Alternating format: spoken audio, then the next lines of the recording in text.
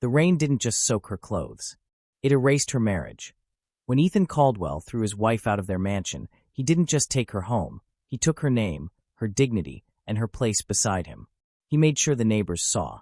He made sure she left with nothing but a trash bag and shame that he called her replaceable. What he didn't know was that the fortune under his name never belonged to him. He thought the woman standing in front of him had nothing left. He was wrong. Watch closely, because the next thing that happens destroys everything he built. Before we continue, subscribe to the channel and tell us in the comments where you're watching from. Now let's go back to the night everything broke. "You can't do this to me," Lena said, her voice shaking but steady enough to survive the rain. Ethan laughed. Not loud, just enough to hurt. "I can do whatever I want," he said. "This is my house." Two men stood behind him, his lawyer, Brent Lasker, and a woman Lena had seen too many times to mistake. Tall, blonde, perfect hair, even in the storm. Mara Vale, Ethan's assistant, the woman who now wore Lena's future on her face. Brent held out a folder, careful not to get wet. "Divorce papers," he said. "Effective immediately." Lena stared at the folder. 10 years of marriage ended on the front steps like a bad delivery. Ethan leaned closer. "You sign, you leave, and this ends clean. You don't. I bury you." Mara crossed her arms, eyes cold. "You should be grateful, Lena. Most women don't get this much notice." That was when the last piece of Lena's heart finally broke. Lena Caldwell had never been loud. She was the kind of woman people forgot was in the room until she stood up and left. Medium height. Brown hair always pulled back. No sharp edges. No hunger for attention. She wore the same simple gold wedding ring for 10 years. Never upgraded it. Never asked. She liked quiet mornings. Old mugs. Folding laundry while the news played softly in the background. She drove the same silver Honda for 12 years and never complained when the radio stopped working. People thought she was boring. They thought she lived off Ethan's success. They thought she was weak. What they did not see were the nights she stayed awake while Ethan chased deals. The emails she proofread. The early days when she cooked cheap meals in a one-bedroom apartment while he worked on ideas that had no name yet. They did not see the woman who gave everything without asking for credit. And they did not know what name she was born with.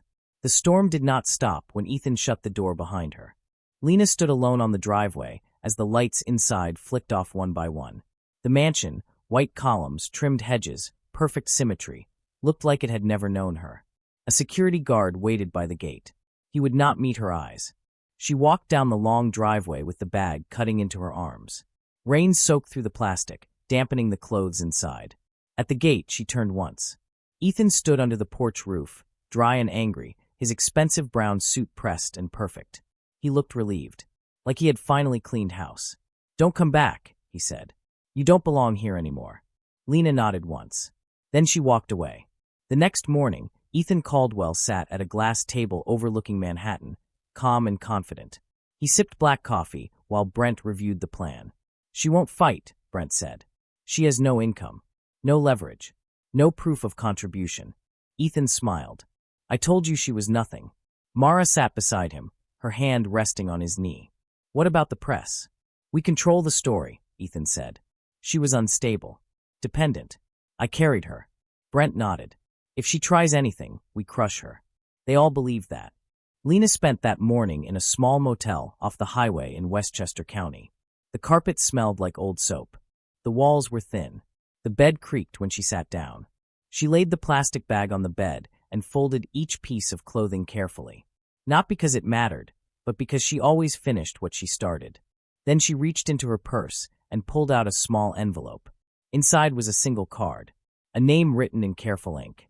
Her name, the one Ethan never used, the one he erased. The divorce hearing was scheduled fast. Too fast. Ethan wanted it over before Lena could think, before she could speak. The courtroom in White Plains was full. Reporters lined the back rows. People whispered. Ethan arrived first, confident and sharp in a navy suit. Mara followed, smiling like she had already won. Lena entered alone. She wore a simple gray dress. Flat shoes.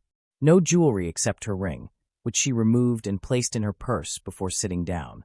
People looked at her, then away. She looked small. Brent leaned toward Ethan.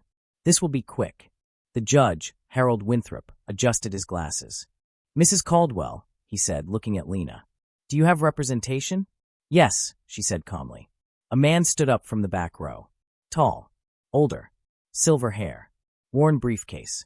My name is Daniel Rook, he said. I represent Lena. Ethan frowned. Who the hell is that? Brent's smile tightened. Probably a public defender. Lena did not look at Ethan. She looked straight ahead. As the hearing began, Ethan leaned back in his chair, relaxed. He whispered to Mara, "Watch how fast this ends." Lena folded her hands in her lap. Her fingers did not shake. When the judge asked her to state her full legal name for the record, she took a slow breath. And for the first time in 10 years, she spoke the name Ethan had erased. "My name," she said softly, "is Lena Maraway." Ethan froze. The room went silent, and the truth, long buried, finally began to rise. The name did not sound loud. It did not echo, but it landed like a dropped glass in a silent room. Lena Maraway, Judge Winthrop repeated slowly. Ethan's smile vanished. He leaned forward. "That's not relevant," he said quickly. "She changed her name when we married." Daniel Rook adjusted his glasses and stepped closer to the bench. "Your Honor," he said calmly, "it is very relevant." Mara shifted in her seat. "What is this?" she whispered to Ethan. Ethan did not answer. Daniel opened his briefcase and pulled out a thin folder. Then another. Then another. He placed them gently on the table like cards being laid down in a game that had already been decided. "For the record," Daniel continued, "Lena Maraway is the sole surviving heir of the Maraway Private Capital Trust." A murmur rippled through the courtroom. Brent stiffened. "That trust dissolved years ago." Daniel looked at him. "No, it didn't." Lena finally turned her head and looked at Ethan. Not with anger, with clarity. Daniel spoke slowly, using simple words, the kind that could not be twisted. The Maraway Trust was established by Lena's grandparents. It was designed to quietly invest in early-stage ventures. No public credit, no board seats, no press. He opened the first folder. In 2011, that trust provided the seed capital for a hedge fund startup known then as Caldwell Strategic. Ethan stood up. "That's a lie." Daniel did not raise his voice. "Wire transfers don't lie." He handed documents to the clerk. Dates, amounts, signatures. Judge Winthrop leaned forward, reading carefully. Daniel continued. Lena did not take her husband's name for credit. She took it for love. She believed in him. She believed in the marriage. Mara's face drained of color. Brent swallowed hard. This was never disclosed. "That," Daniel said, "was by design. At Lena's request." The judge looked at Lena. "Mrs. Maraway, why?" Lena spoke softly. "Because I didn't want power. I wanted partnership." The courtroom was so quiet you could hear someone breathe. Daniel opened the final folder. "Over the last 2 years," he said, "Mr. Caldwell began diverting funds, hiding assets, preparing to remove Lena from the marriage while keeping her family's money." Ethan shook his head. "You can't prove that." Daniel slid one document forward. "We can. Emails, account changes, legal notes, plans." Mara stood up suddenly. "Ethan told me she was lying, that she was broke." Ethan turned on her. "Sit down." Judge Winthrop raised his hand. "Enough." He looked at Ethan, his voice firm. "Mr. Caldwell, you are ordered to remain seated." Ethan's hands trembled. For the first time, the room was not listening to him. It was watching him fall. The ruling did not take long. The court froze Ethan's accounts, ordered a full audit, public disclosure, investigation. Caldwell Strategic collapsed within weeks. Investors fled. Partners vanished. Headlines changed. Mara left quietly. No goodbye. No apology. Ethan tried to call Lena. Once. Twice. She did not answer. She sat instead in a small cafe near the courthouse, sunlight warming the table, steam rising from a cup of tea she barely touched. Daniel sat across from her. "You okay?" Lena nodded. "I think so." "You could have destroyed him years ago," Daniel said gently. She looked out the window. "I wasn't ready then." She was now. Months later, Lena stood alone on a quiet hill overlooking the Hudson River. No mansion. No cameras. Just space. She breathed in, slow and deep. For the first time in a long time, her name belonged to her again.